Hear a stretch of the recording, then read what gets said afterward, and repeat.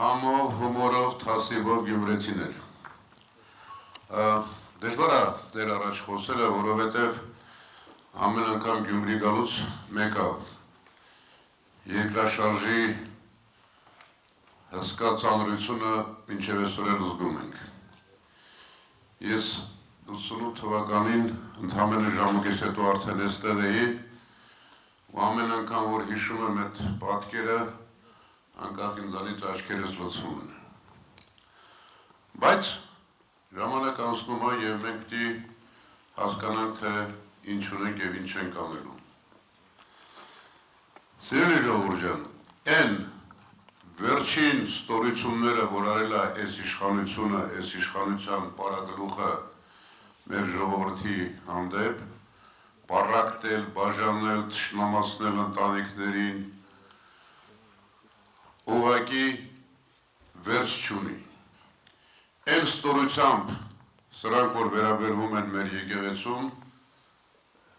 հայ ժողովրդի ամենաարժանավոր զավակներից մեկը, ձեր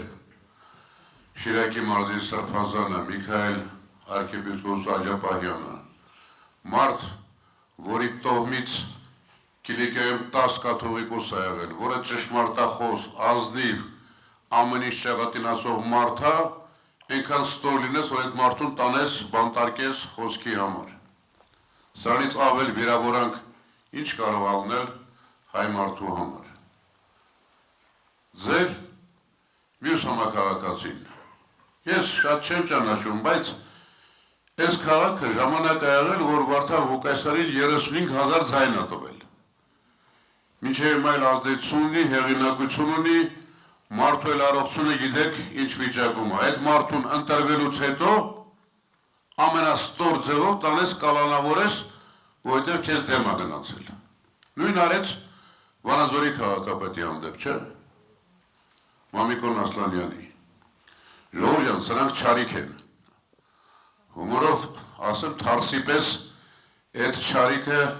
ստեղից սկսեց իր հավերները, ստեղից սկսեց իր սատանայական քայլերթը։ Ուրեմն այստեղ էլ մենք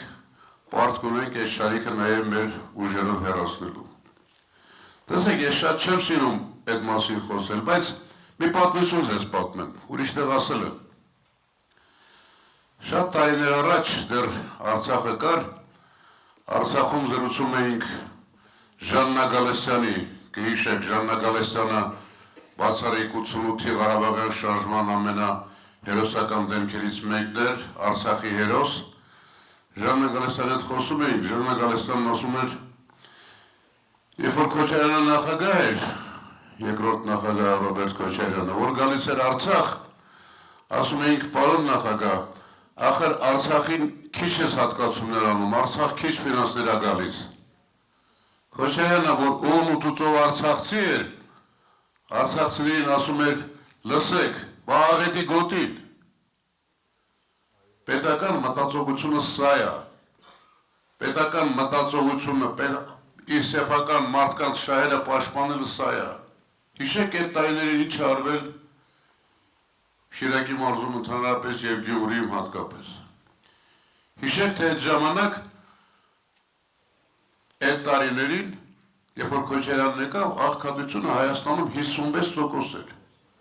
Քոչարյանը գնաց 10 տարի հետո, աղքատությունը 24% էր։ Հիմա նայեք, ժողովուրդ ջան, անցել է 18 տարի, աղքատությունը 21.7% է, և այդ ընթացքում էլ 44,000-ով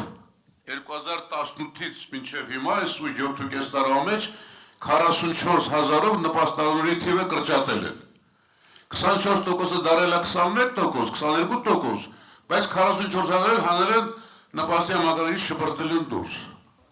Միայն 24 և 25 թվերի տարբերությամբ Հայաստանում ծնվել է 5,600 ավելի պակաս երեխա։ Մենք այս վիճակից պիտի դուրս գանք, թե չէ։ Թե ուզում ենք, ասեցին գործընկերներս, սրանց եթե ատամներով կարճած են իշխանությունից շարունակել մնալ, ինչ ավնելու։ Սրանք թշնամի են։ Իսկ թշնամուց պետք չէ վախենալ, թշնամուց պիտի կաննել ու պայքարել։ Հանեք ձեր միջից վախը, Այդ ուժային կառույցները, ոստիկանությունը, անվտանգությունը, քննիչները, դատավորները, ձեր նման մարդիկը նույնիսկ ստեկացած են, բայց ամեն մարդ ինքը մի քիչ թասիբ ունենա։ Կներեք, որ գյուղրեցիներին թասիբից են խոսում։ Հանեք վախը ձեր միջից, վախենալու չեն, վախկոտ են, դեմը կանգնես սարսափելու են։ Ասել է չէ, ձեր սրբազանը, վախից են կողմ ազատությունը։